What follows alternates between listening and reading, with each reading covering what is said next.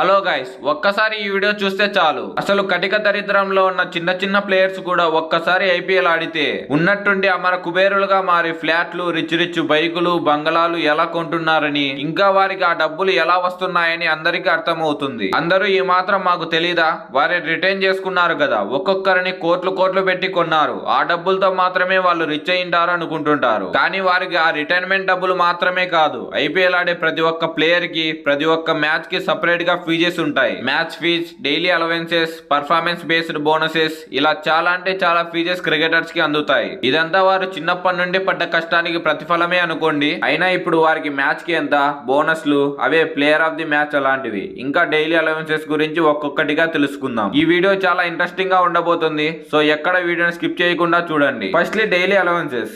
Daily allowances అంటే ఏవో కాదు, ప్లేయర్స్ డైలీ యూజ్ చేసే వాటికి, వారి తిండికి, వారి ట్రాన్స్పోర్ట్స్ కి సపరేట్ గా బీసీసీఐ ప్రతి ప్లేయర్ కి కొనిచ్చి వారిని భద్రంగా కంటికి రెప్పలా చూసుకుంటుంది. ఇంకా ఈ డైలీ అలవెన్సెస్ అన్నది మన టీం ఎక్కడ ఆడుతుంది, అదే ఇండియాలోనా లేక వేరే దేశంలోనా అన్నది బేస్ చేసుకుని ఉంటుంది. ఫర్ ఎగ్జాంపుల్ రంజీ ట్రోఫీని తీసుకుందాం. ఒక్కొక్క ప్లేయర్ కి మ్యాచ్ ఫీజెస్ అన్ని కలిపి 40,000 నుంచి 60,000 వరకు ప్రతి ప్లేయర్ కి వస్తుంది. అది ఒక్క మ్యాచ్ కు మాత్రమే. ఇక ఐపీఎల్ అయితే ఒక్కో ప్లేయర్ కి సపరేట్ గా 5,000 ఇస్తుంది ఒక్కో మ్యాచ్ కి. ఇంకా టీమిండియా టూర్స్ కి అయితే డాలర్స్ రూపంలో $125 నుంచి $250 ఇస్తుంది. అంటే మన ఇండియన్ రూపీస్ లో అరౌండ్ 21,000 అని. ఇప్పుడు నెక్స్ట్ పర్ఫార్మెన్స్ బేస్డ్ బోనసెస్ గురించి తెలుసుకుందాం. పర్ఫార్మెన్స్ బేస్డ్ బోనసెస్ అంటే ఏవో కాదు, మ్యాచ్ లో ఎక్కువ సిక్స్లు కొట్టిన వారు, ఎక్కువ వికెట్లు తీసిన వారు, ప్లేయర్ ఆఫ్ ది మ్యాచ్ లు, ప్లేయర్ ఆఫ్ ది టోర్నమెంట్లు లాంటివి. వీటికంటూ ప్లేయర్స్ కి మళ్ళీ సపరేట్ గా డబ్బులు వస్తాయి. ఇక నెక్స్ట్ విషయానికి వస్తే మ్యాచ్ ఫీజెస్. వీటి గురించి మాట్లాడుకుందాం. ముఖ్యంగా ఐపీఎల్ 2025 గురించి మాట్లాడదాం. ఈసారి ఐపీఎల్ కి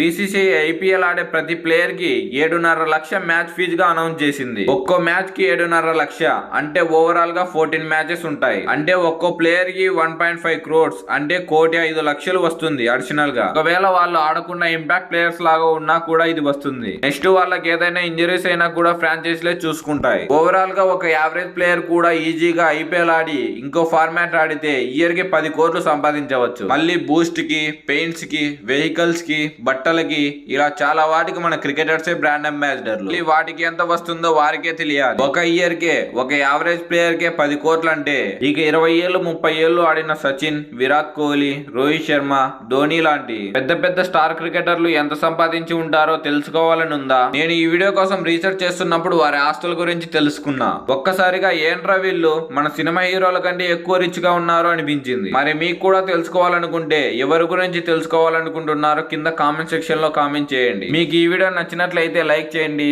మీ ఫ్రెండ్స్ కి షేర్ చేయండి. ఇంకా ఇలాంటి కొత్త అప్డేట్ తెలుసుకోవాలనుకుంటే మన ఛానల్ ని సబ్స్క్రైబ్ చేసుకోండి. Thank you for watching.